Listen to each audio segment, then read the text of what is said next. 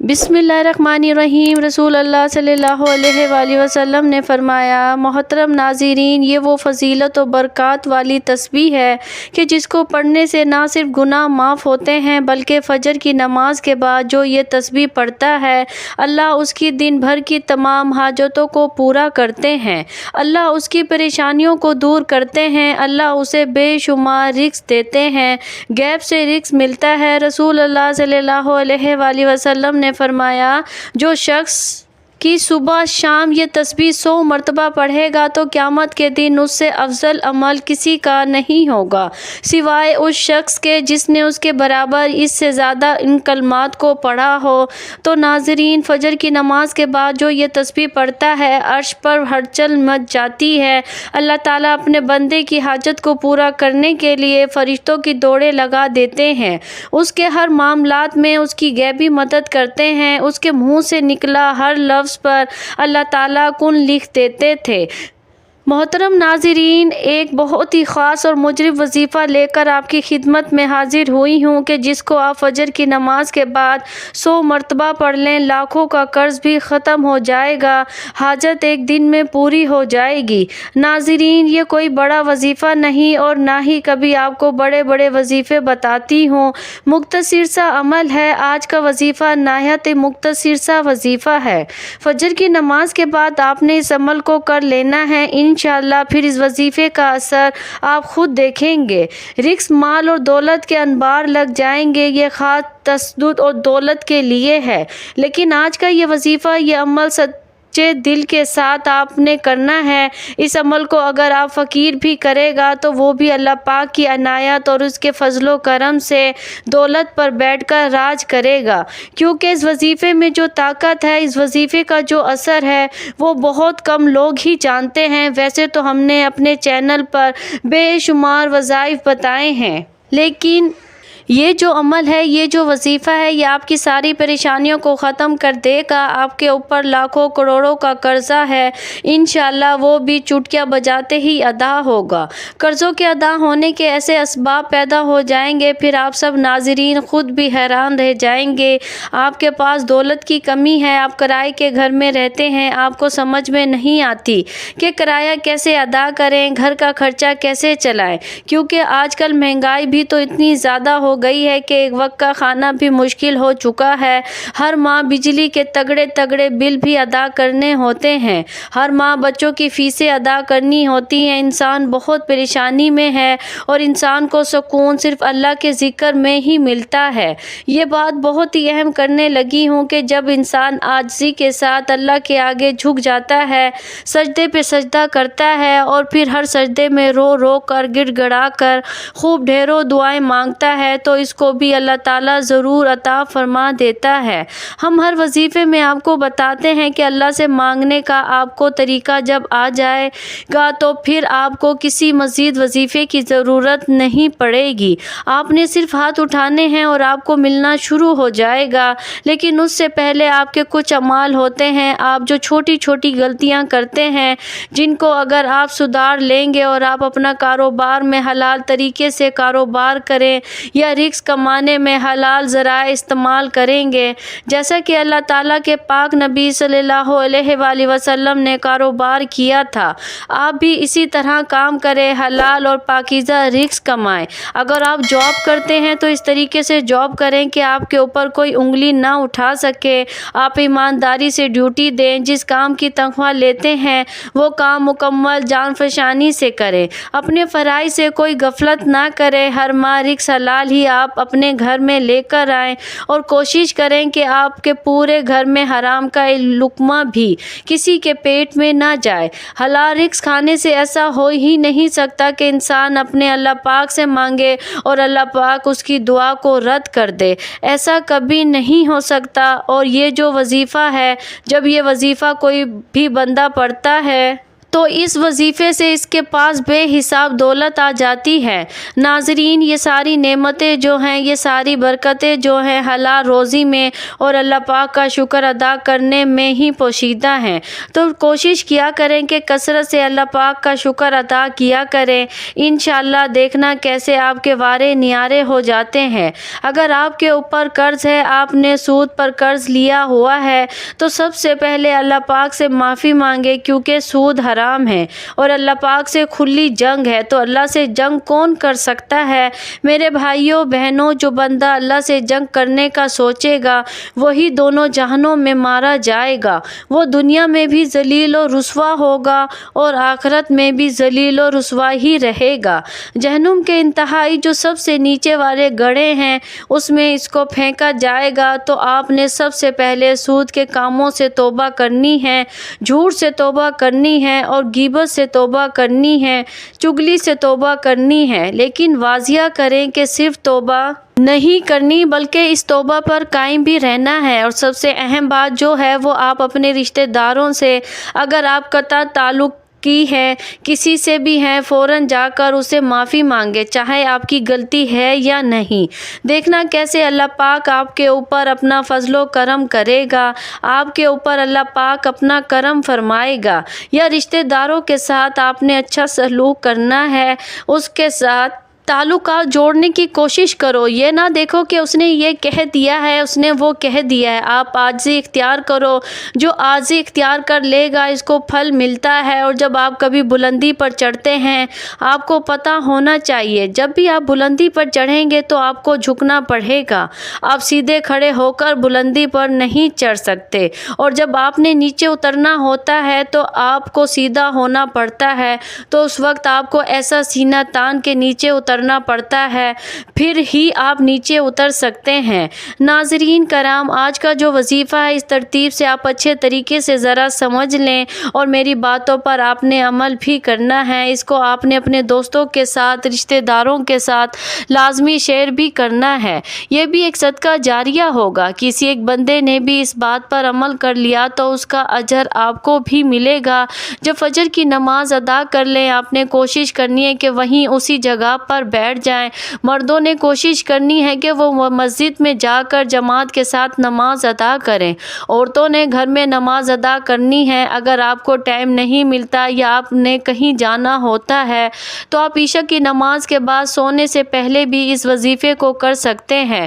کوئی ایسی پابندی نہیں ہے، لیکن فجر کی نماز کے وقت کرنا زیادہ بہتر رہے گا۔ محترم ناظرین، اللہ پاک کے آخری نبی صلی اللہ علیہ وآلہ وسلم نے فرمایا، اللہ پاک ارشاد فرماتا ہے، میں نے تمہاری امت پر دن رات میں 5 نمازیں فرض کی ہیں، اور میں نے یہ عہد کیا ہے کہ جو ان نمازوں کی ان کے اوقات میں پابندی کرے گا میں اس کو جنت میں داخل کروں گا، اور جو پابندی نہیں کرے گا اس کے لیے میرے پاس کوئی عہد نہیں۔ اللہ پاک قرآن کریم میں ارشاد فرماتا ہے، رب کو سراہتے ہوئے اس کی پاکی بولو، سورج چمکنے سے پہلے، اس کے ڈوبنے سے پہلے نماز فجر ادا کر لو۔ صحابی حضرت عبداللہ بن عمر رضی اللہ عنہ سے روایت ہے، پیارے آقا صلی اللہ علیہ وآلہ وسلم نے ارشاد فرمایا، جو صبح کی نماز پڑھتا ہے وہ شام تک اللہ پاک کا ذمے میں ہے۔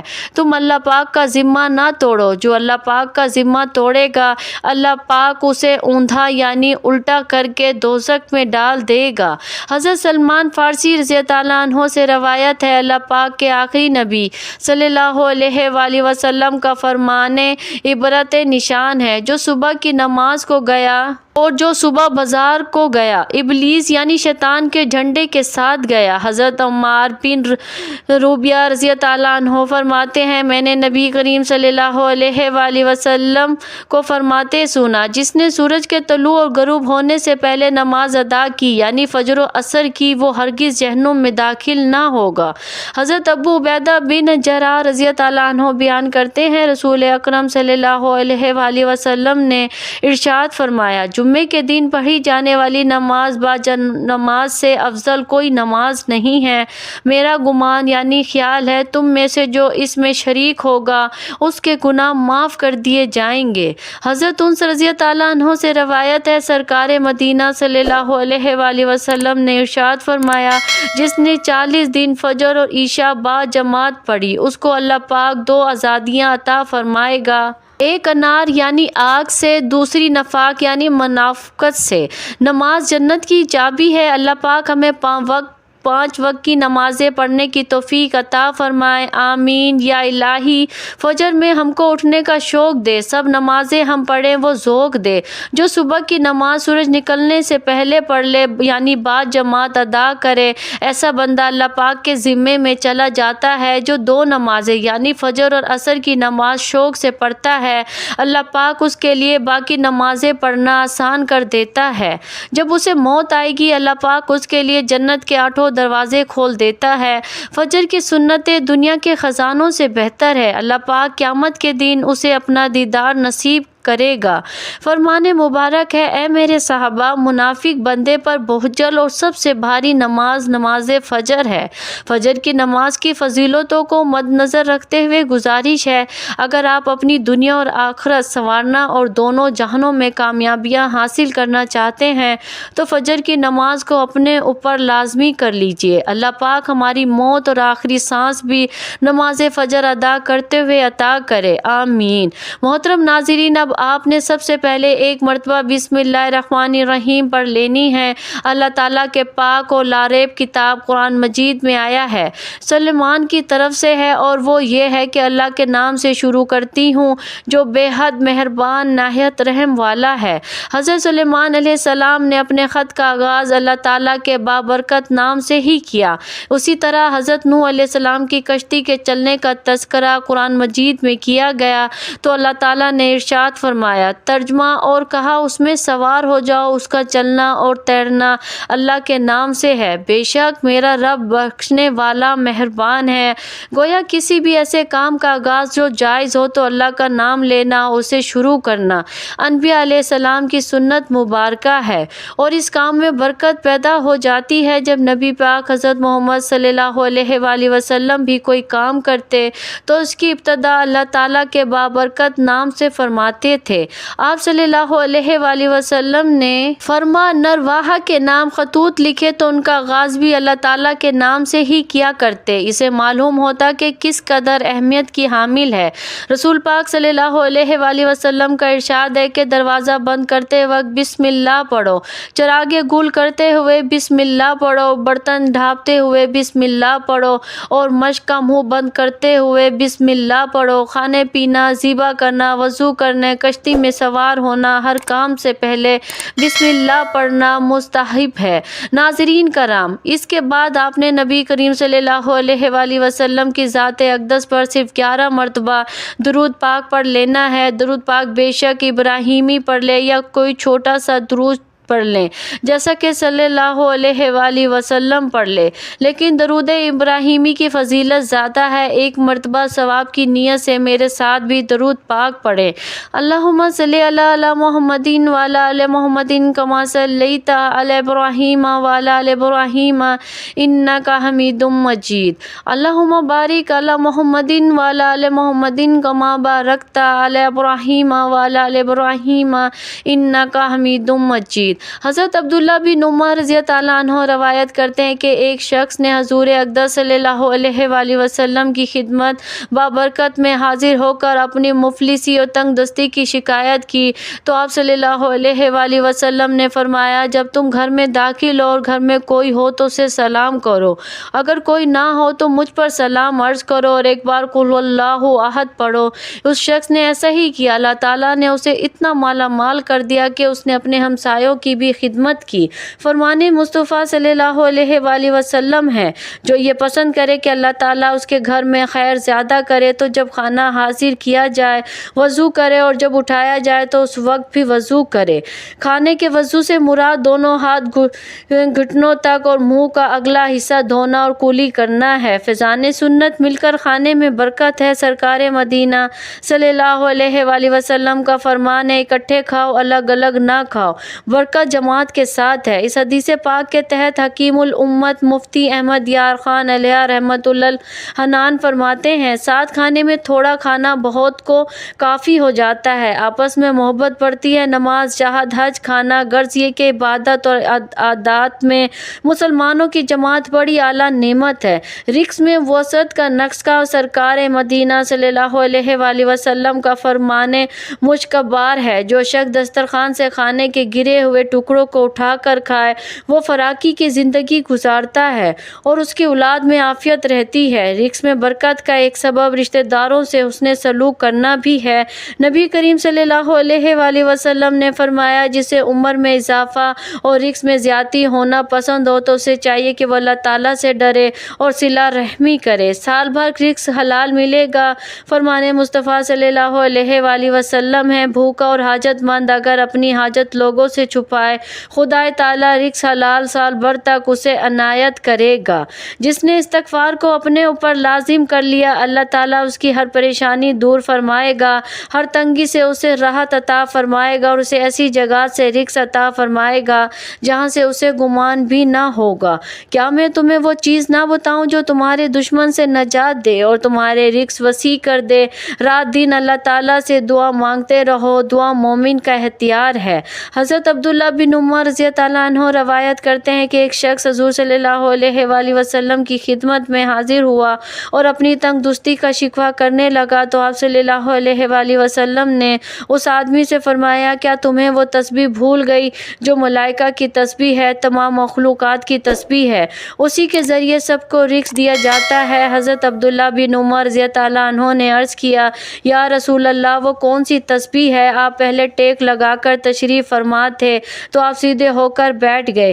آپ صلی اللہ علیہ وآلہ وسلم نے فرمایا، اے ابن عمر، صبح صادق طلوع ہونے کے بعد سے لے کر نماز فجر کے درمیان یہ کلمات سبحان اللہ و بحمدہ سبحان اللہ العظیم استغفر اللہ 100 مرتبہ پڑھ لو تو دنیا تمہارے پاس ناک رگڑتی ہوئی آئے گی اور اللہ تعالیٰ ہر اس کلمے کے بدلے جو تم کہو گے ایک فرشتہ پیدا فرمائیں گے جو قیامت تک تسبیح بیان کرتا رہے گا اور اس کا ثواب تمہیں ملے گا۔ تو ناظرین، فجر کی نماز کے بعد 100 مرتبہ یہ تسبیح لازمی پڑھے، سبحان اللہ و بحمدہ سبحان اللہ العظیم استغفر اللہ سبحان اللہ و بحمدہ سبحان اللہ العظیم استغفر اللہ سبحان اللہ و بحمدہ سبحان اللہ العظیم استغفر اللہ۔ انشاءاللہ آپ کی تمام دنیاوی پریشانیاں دور ہوں گی، اللہ آپ کی تمام حاجتوں کو پورا کرے گا، اللہ آپ کو دینی دنیاوی نعمتوں سے مالا مال کر دے گا انشاءاللہ۔ آخر میں دوبارہ سے 11 مرتبہ درود شریف پڑھ لینا ہے۔